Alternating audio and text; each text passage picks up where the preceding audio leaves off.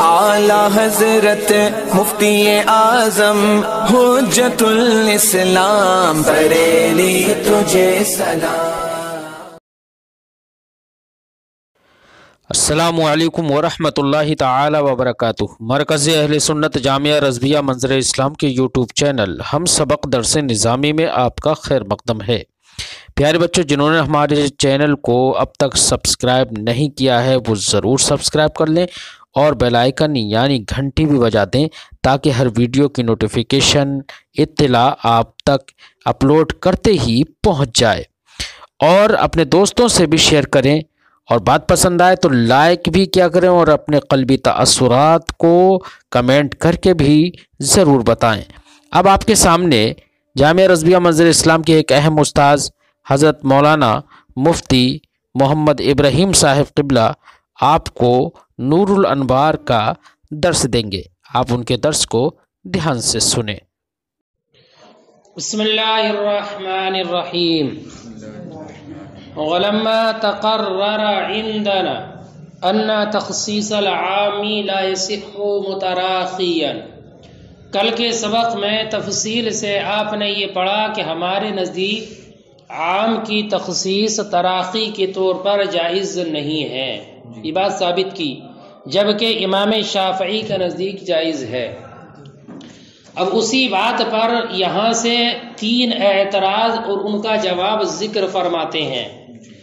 پہلا اعتراض یہ ہے کہ اللہ تبارک و تعالی نے بنی اسرائیل کو حکم دیا تھا گائے کے ذبح کرنے کا۔ جلالین شریف میں تفصیلی واقعہ آپ نے پڑھا ہوگا، ہے نا؟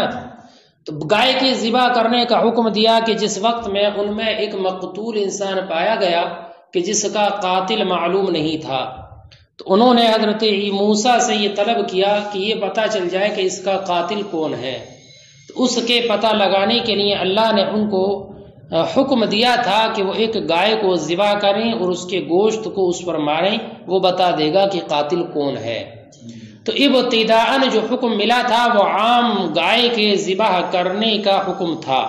اللہ نے فرمایا ان اللہ یأمرکم ان تذبحوا بقرہ۔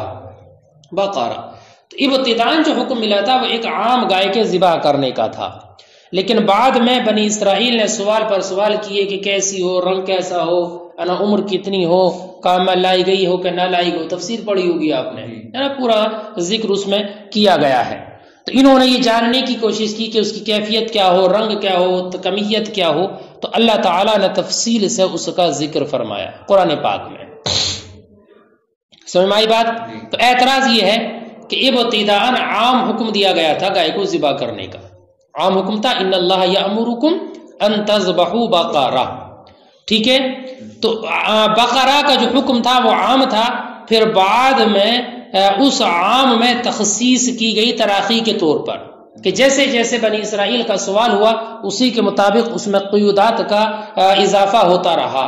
تو یہ عام کی تخصیص ہے تراخی کے طور پر، حالانکہ ابھی کل کے سبق میں آپ نے ثابت کیا تھا کہ تراخی کے طور پر عام میں تخصیص جائز نہیں ہوتی ہے۔ اعتراض میں آیا؟ جواب سنو۔ پہلے اعتراض کا جواب یہ ہے کہ بنی اسرائیل کی گائے کا جو بیان کرنا ہے نا، اس کی جو تفصیل کا بیان کرنا ہے، یہ عام میں تخصیص نہیں ہے تراخی کے طور پر، عام کی تخصیص نہیں ہے، بلکہ یہ تو مطلق کو مقید کرنے کی قبیل سے ہے۔ کیا مطلق کو مقید کرنے کی قبیل سے ہے، یعنی ابتداءً اللہ تعالی نے مطلق حکم دیا تھا، بعد میں اس حکم مطلق کو مقید کیا ہے ان اوصاف کے ذریعے۔ بات سمجھ گئی؟ اب اس پر کیا دلیل ہے کہ یہ عام کی تخصیص نہیں ہے؟ اس پر دلیل کیا ہے؟ فرماتے ہیں اس پر دلیل یہ ہے کہ اللہ تعالیٰ کا جو ارشاد مبارک ہے ان اللہ یأمرکم ان تذبحوا بقرہ، تو اس میں بقرہ یہ نکرہ ہے، کیا بیٹا؟ نکرہ واقع ہے، اور نکرہ کلام مثبت میں ہو تو خاص ہوتا ہے، نکرہ کلام مثبت میں ہو تو خاص ہوتا ہے، جب وہ خاص ہے تو عموم کا تو کوئی اعتبار ہی نہیں ہے اس میں، ارے عام ہوتا تبھی تو تخصیص ہوتی، یہ تو پہلے سے ہی خاص ہے۔ تو نکرہ کلام مثبت میں ہونے کی بنیاد پر یہ خاص ہے اور فرد واحد کے لیے بولا گیا ہے، البتہ اپنے اوصاف کے اعتبار سے ہی مطلق ہے، کہ یہ تو کہا گیا ہے کہ گائے کو ذبح کرو، لیکن گائے کیسی ہو، رنگ کیسا ہو، کتنی عمر کی ہو، کام میں استعمال کی گئی ہو یا نہ کی گئی ہو، اس اعتبار سے یہ مطلق ہے۔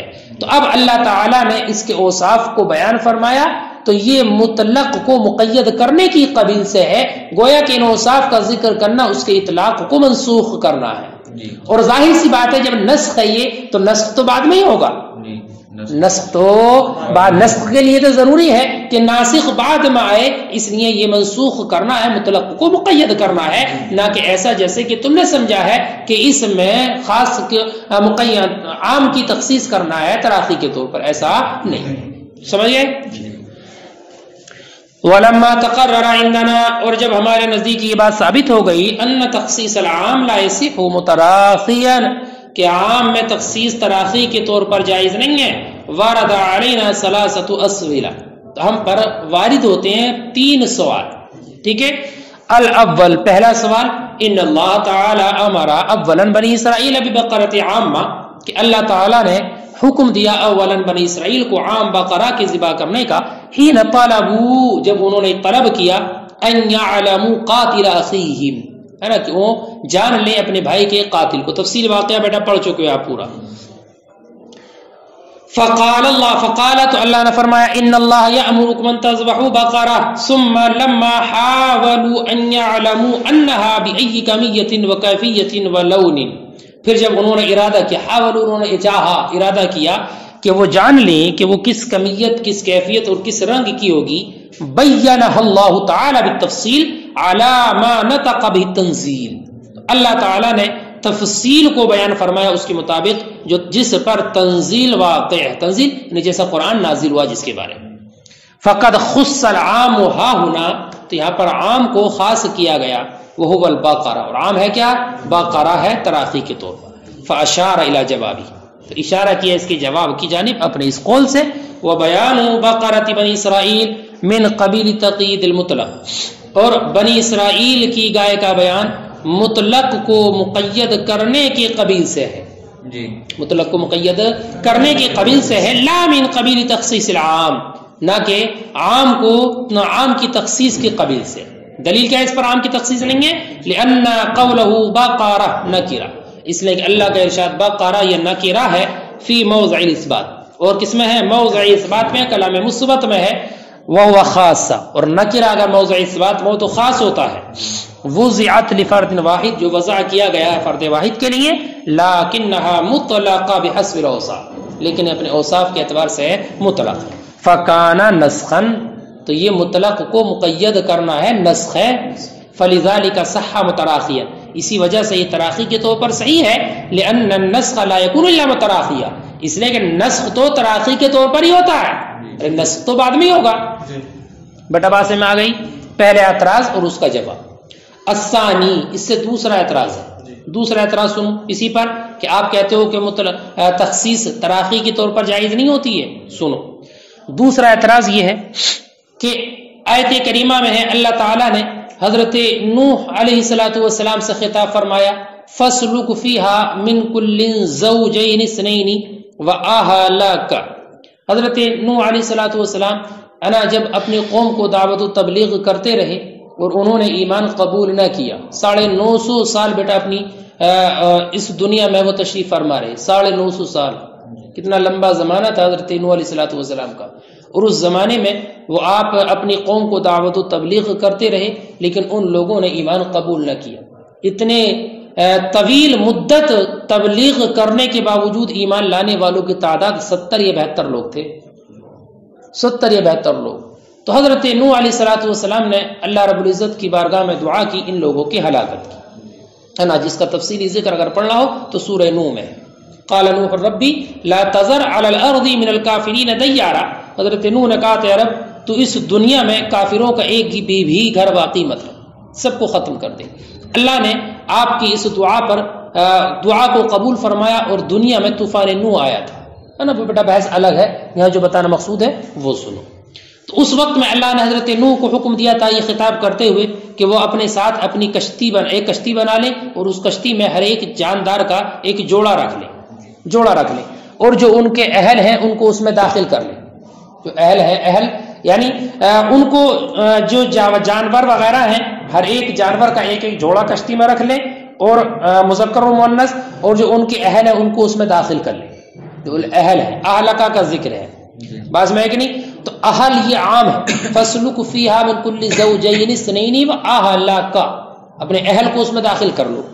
تو اہل یہ عام ہے اور تمام اولاد کو یہ شامل ہے. اہل جب بولا جائے تو جتنے بھی اس کے اولاد ہیں سب کو یہ شامل ہوتا ہے. لیکن بعد میں اس اہل سے تخصیص کی گئی ہے کنعان ابن نوح کی. حضرت نوح کا ایک بیٹا تھا جس کا نام تھا کنعان, وہ ایمان نہیں لایا تھا, خود اپنا بیٹا ایمان نہیں لایا تھا بیٹا کنعان ابن نوح.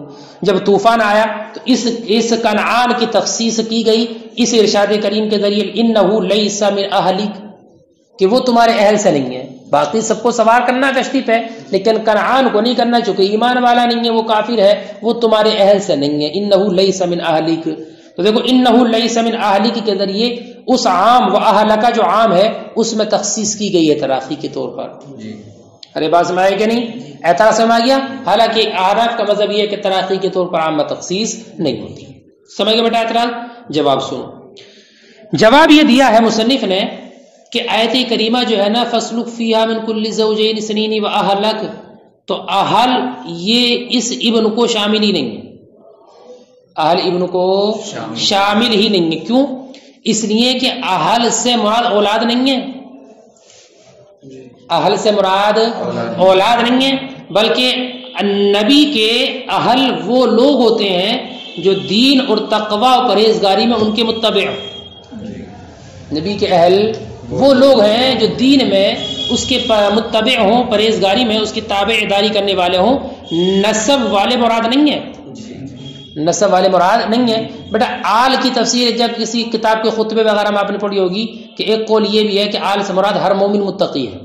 وعلی آلہ جو آتا ہے کتابوں میں خطبے وغیرہ میں, تو آل کے بارے میں ایک قول یہ بھی ہے کہ آل سے مراد ہر مومن متقی ہے. ہر مومن متقی نبی کی آل سے ہے. تو اہل سے مراد صرف وہ نہیں ہے جو نبی کی اولاد سے ہوں, نسب سے ہوں, وہ مراد نہیں ہے بلکہ ہر وہ انسان مراد ہے جو دین میں ان کی اتباع کرنے والا ہو.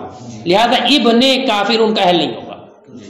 ابن کافر ان کا اہل نہیں ہوگا چونکہ وہ دین میں اور پرہیزگاری میں ان کی اتباع کرنے والا نہیں ہے.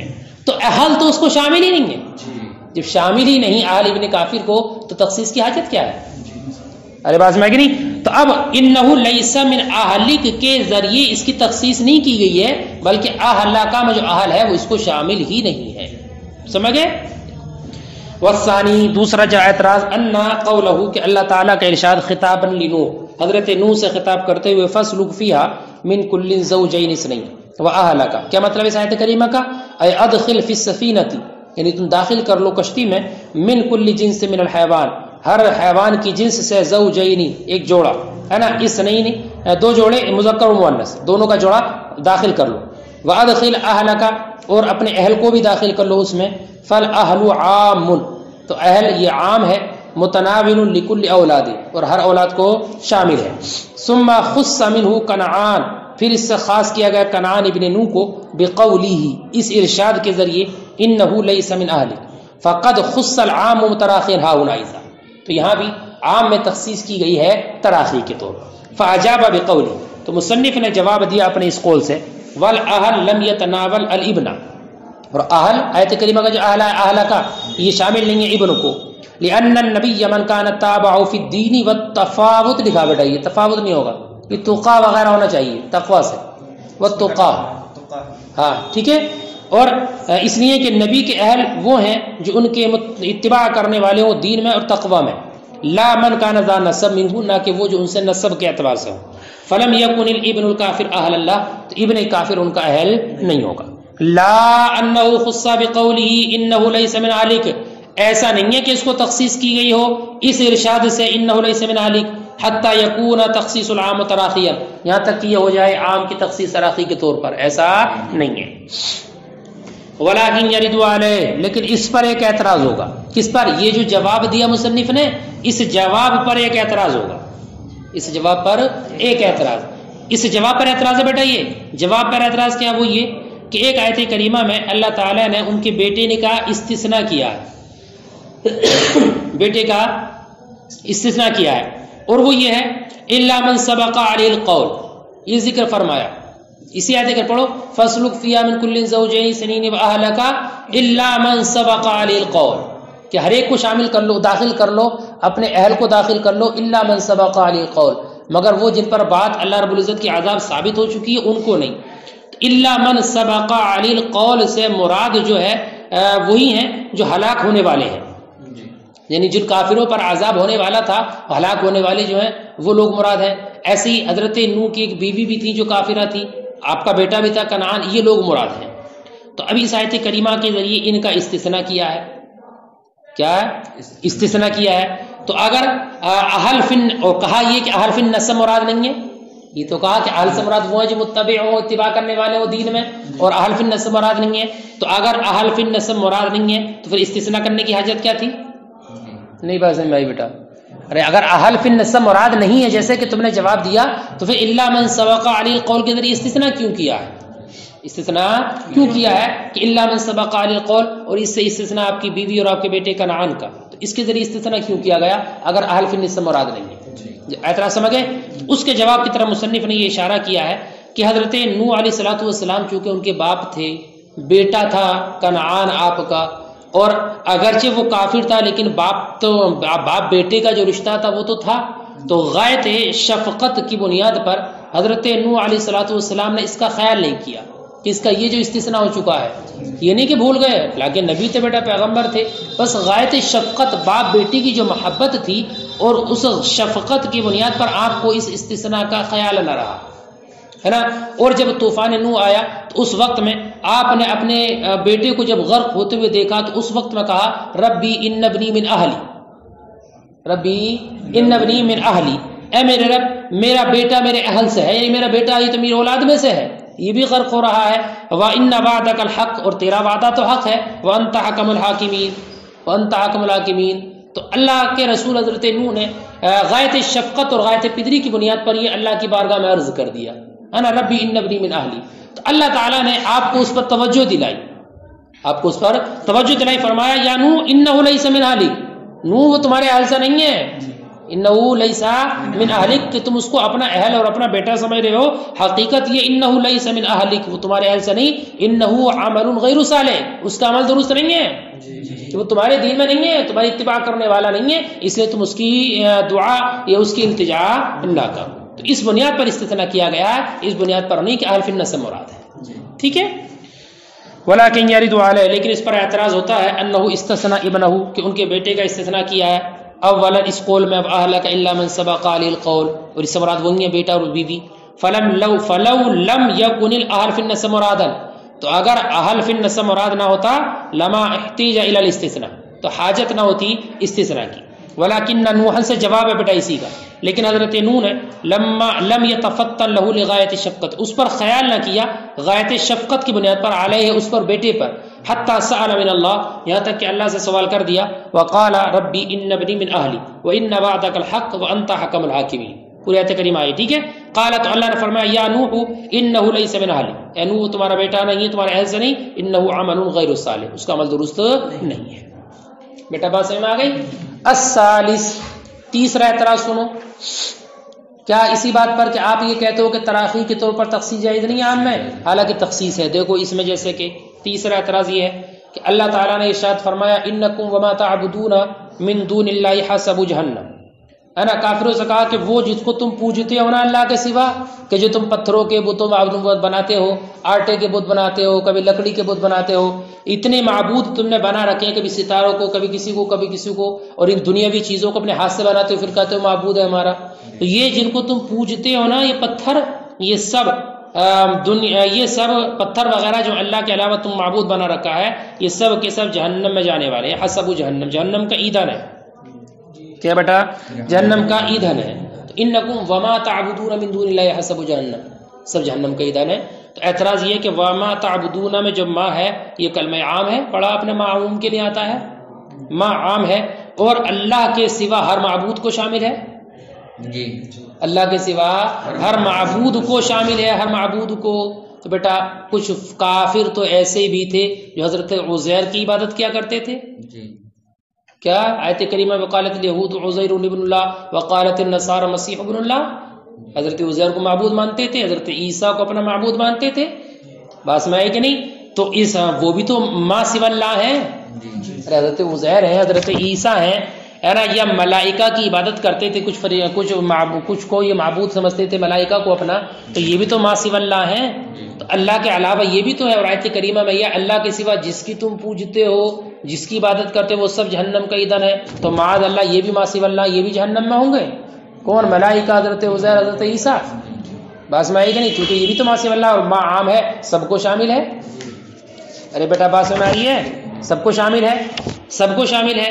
پھر بعد میں اللہ رب العزت نے اس عام حکم سے استثناء فرمایا اس آیت کریمہ کے ذریعے، کیا ان الذین سبقت لہم منا الحسنی اولئک عنہا مبعدون، بے شک وہ لوگ کہ جن کے بارے میں اچھائی کا کلمہ سابق ہو چکا اللہ رب العزت کی جانب سے، انا وعدہ ہو چکا ہے، اولئک عنہا مبعدون، تو یہ وہ لوگ ہیں جو جہنم سے دور رکھے جائیں گے۔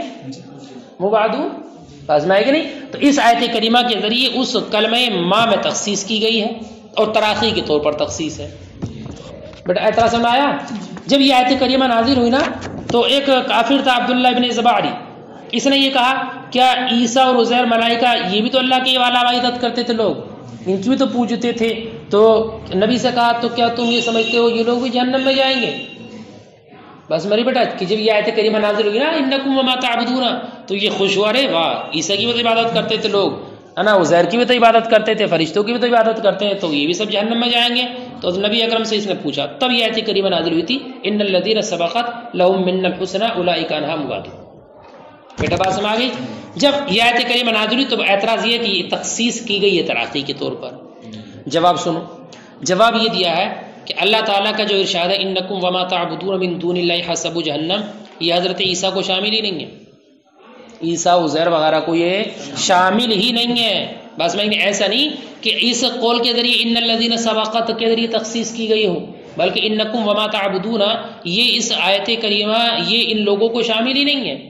کیوں نہیں ہے؟ اس لیے کہ آیت کریمہ میں وما تعبدون ما اور ما یہ غیر ذوی العقول کے لیے آتا ہے، کس کے لیے آتا ہے؟ غیر ذوی العقول کے لیے، اور عیسیٰ حضرت عزیر وغیرہ یہ تو ذوی العقول سے ہیں، تو یہ تو کلمہ ما کے عموم کے تحت داخل ہی نہیں ہے نا۔ اور ابن زباعی نے عبداللہ نے جو سوال کیا تھا نبی اکرم سے، وہ تو عناد اور سرکشی کی بنیاد پر ایسا کیا تھا، اس نے وہ تو جانتا تھا، عربی داں تھا، لیکن پھر بھی اس نے ایسا تکبر، عناد اور سرکشی، حسد کی بنیاد پر اللہ کے رسول کی بارگاہ میں سوال کیا تھا۔